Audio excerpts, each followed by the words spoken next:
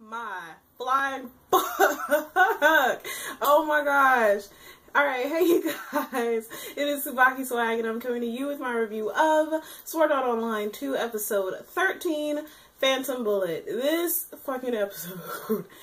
episode, oh my good golly gosh, this episode was so fucking awesome.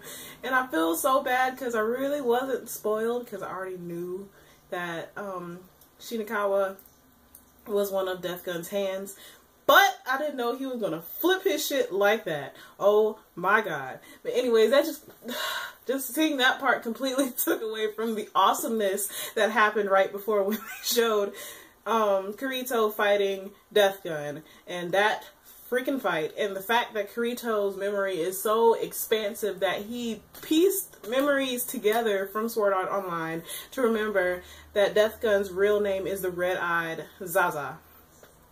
Oh my gosh. Kirito is just freaking amazing. That's all I have to say about this entire episode, is that Kirito is just freaking amazing. But, okay.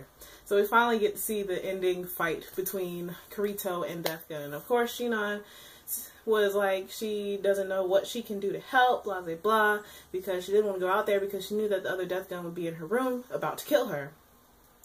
So, she pretty much used her red dot on sight to get Death Gun to move so that way Kirito can make an opening. But after Kirito figured out, like, pieced together memories and figured out who Death Gun really is from Sword Art Online, Death Gun, it threw him off a little bit, and that gave Kirito the opportunity to land some hits on him, and Kirito literally cut him in half, which was so fucking awesome. And we finally got to see the yellow-eyed Kirito from the original Sword Art Online that used to, you knew as soon as his eyes turned yellow, he was about to whoop some ass. So, this episode was so freaking awesome. I was not ready.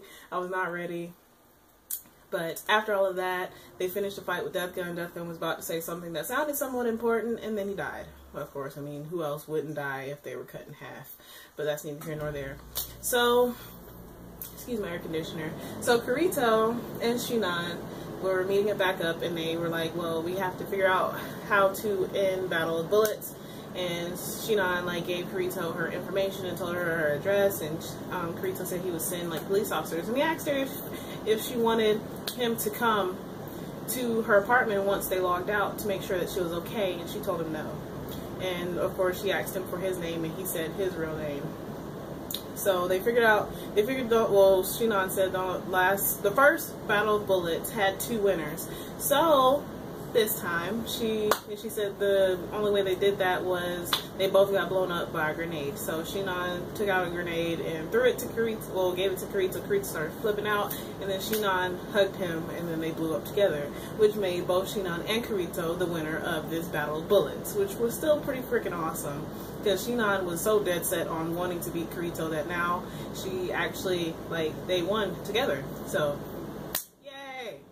But after all of that, Shinon woke up, Kirito figured out who Death Gun is, so now they can finally put an end to all of this killing within the game, because now that they know what his name was within Sword Art Online, they can figure out his real name and his address, and they can nip it in the bud. So, Shinon woke up, she was walking around the room making sure that nobody was in there, everything was fine, and then she kept getting a knock on the door, and it turned out to be Shinikawa, which he's still kind of creepy, because after he got in the room and everything, they were talking, and then he was like, so now that you won Battle of Bullets, we can be together.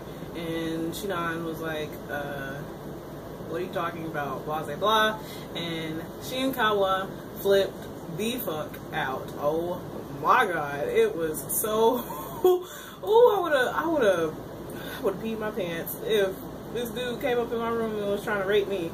But he pretty much revealed himself, and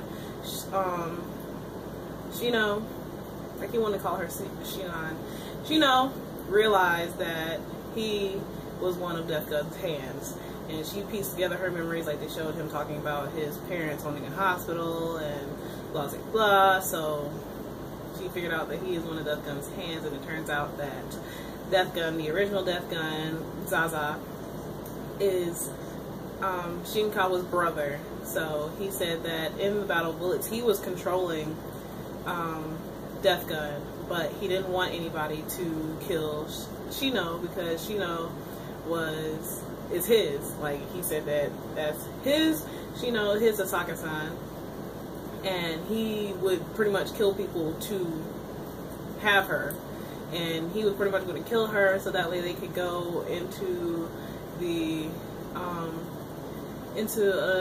the alternate reality or the VR MMO together, and they can be married and have kids. And it was just, he was flipping the fuck out. And Shinon, he was about to like fill her up and shit. He was about to rape her, and she just like went into her subconscious, and Shinon came out and pretty much was like, we always fight for ourselves, maybe this time we can fight for somebody else, because Shinon remembered that Kirito said that he might come to her apartment to make sure that she's okay, and she realized that if he comes, he could be in danger too. So Shinon came out and was like, let's fight for somebody else other than ourselves this time, and she went the fucking like elbow to the face, kick, and was like trying to get out the door. She was trying her hardest to get out of that door, and I really do not blame her in the slightest. But of course, he like snatched her up and was trying to pull her back into the room when, of course, Kirito comes in. He swoops in and saves the day. He kicks the shit out of his face. I felt kind of bad for Shinkawa, but he kicked the shit out of his face. It was beating the crap out of him. I was like, yes, Kirito, you were so freaking awesome. Yes. And then he told her to like get out the door, and then that was the end of the episode. And I was just like, fuck y'all too. I wanted to see what was gonna happen. Of course y'all gonna do that shit, so we'll watch the next episode. But this episode was still awesome despite all of that. So I know y'all are probably tired of seeing me yell and jump around and fangirl a little bit, but as always, I would love to hear how you guys felt about this episode. How do you feel about Shinkawa being one of Death Gun's hands? And who do you think his brother might be? Maybe it's somebody we've seen before. So, as always, please remember to comment, thumbs up, and subscribe. It helps me out a whole lot. And this is TsubakiSwagg saying adios.